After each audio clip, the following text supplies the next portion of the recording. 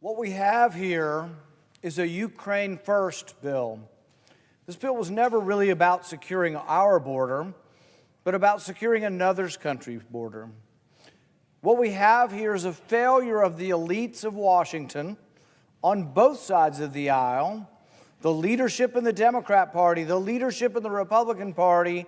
What we have here is a failure of these elites to understand that the American people want to put America first. 61% of Americans live from paycheck to paycheck, and they want to put Ukraine first. I want you to talk to your constituents at home, the ones who live paycheck to paycheck, and tell them why you're shipping $60 billion to Ukraine. This will be $170 billion. We have never before in the history of the United States flooded so much money into another country. 61% of our country lives paycheck to paycheck. 8 out of 10 families that make $50,000 or less don't have enough money to pay for their bills in 2 weeks if their check doesn't come. If they have one interruption in their family, one thing that sets them back, one unexpected expense, they don't have enough money to pay their bills, and you want to put Ukraine first.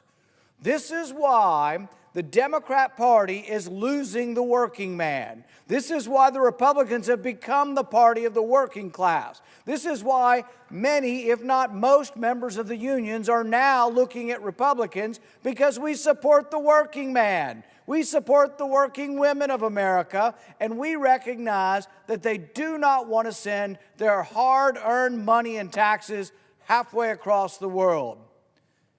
What does their money go for? Do we know what they're doing with their money in Ukraine? Well, we do know that the money went to fund 6 fashion brands to go to the Paris Fashion Show. We do know that it's funding small businesses to sell ladies' handbags. We do know that it's paying for the salaries of 57,000 first responders. What about the first responders in our country? What about the people who get in an ambulance and have a $35,000 bill in our country? What about tackling the problems of America first? Instead, this bill is a Ukraine first bill. It's a Ukraine first policy. According to the Ukraine First Party, which includes elites of both parties, war is good. War is useful. War profits make us stronger. Sounds a bit Orwellian. They say that war profits will build the defense industrial base. This is the part they used to say quietly. They used to whisper this. They used to never say it out loud, that war profits fund the defense industrial base, and by golly, we're going to be stronger the more war profits there are. According to the Ukraine First Party, war's not so bad. War profits make us stronger. Lost in this reprehensible argument is any sense of grief over the 500,000 dead, for the mothers and fathers weeping graveside. Little sense of grief, little sense of understanding that supporting and lauding grief is supporting and lauding the death of war. Missing from the war profits, our good argument, is any sense of compassion for the thousands of lives that will yet be lost by the prolongation of this war. If military contracts for 100,000 rifles are good, what about 1 million rifles? If military contracts for 1,000 tanks are good, what about 1 million tanks? If military contracts for 500 bombs are good, what about military contracts for 5,000 bombs? Missing from the argument that war profit is good, that the more armaments we sell, the better, is compassion for the deaths that we're talking about, the prolongation of war. You know, war doesn't end typically in victory. Almost all wars end in negotiated settlement. The longer there are unlimited war profits, the longer there are unlimited weapons being sent in Ukraine, the longer the war goes on, the more people who die. This is a grinder. It's a meat grinder over there. There are whole towns without young men. Do I think Russia's in the wrong? Of course they are. Are they the aggressor? Of course they are. Do I have sympathy for Ukraine? Absolutely. But we also are now funneling money to a country that has no elections. They've canceled their presidential elections. They've suppressed speech. They've banned certain opposition parties. They've banned certain opposition press. They've banned officials of opposition religion. Now, this should bother people because it is said that American might and foreign aid is to express our power and our values. Are our values no elections? Are our values suppressing speech? What's become confusing even in our country, as the Democrat Party has become the party of censorship. They are the party that agrees that the Biden administration is okay to meet with the FBI, to meet with Homeland Security, and to meet in the offices of Twitter, meet in the offices of Facebook. They suppressed for over a year anybody who was willing to say that it looks like the virus came from a lab in Wuhan. That was suppressed for over a year.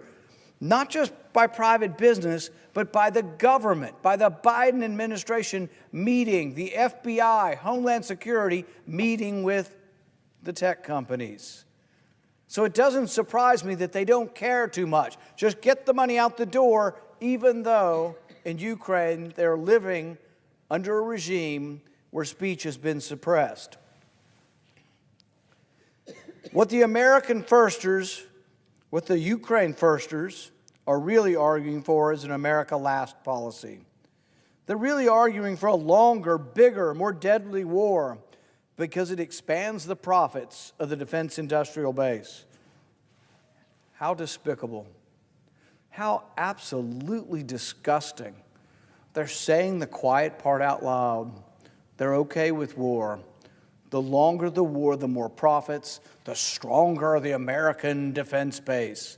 It's this circular argument. We're not sending the money to Ukraine. It's coming right back. It's coming back in the form of profits to the American arms merchants. It's okay. We're really not going to lose $170 billion because it's coming back in profits. We'll make more bombs. Whatever happened to the progressive left? But wasn't it great when there were people on the left who actually were progressive on things such as war? How absolutely disgusting. To argue that war profits are a benefit that somehow overshadows the awful specter of war's death and carnage. The amount of money going to Ukraine in this bill is more than we spend on the entire Marine Corps. Think about it. We're going to send to Ukraine more money than we spend on our own Marine Corps. This is a bill about Ukraine first. This is a bill that makes us weaker. There is no money to give to Ukraine. It's not like we've got a pot of money. There is no surplus. There is no rainy day fund. This money will be printed up or borrowed from China to send to Ukraine. It makes us weaker.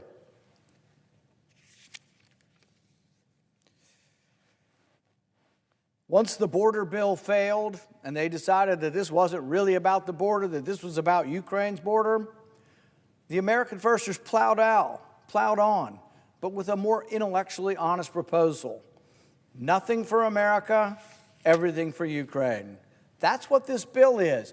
Nothing for America, nothing to stop the invasion of nearly 1 million people across our southern border.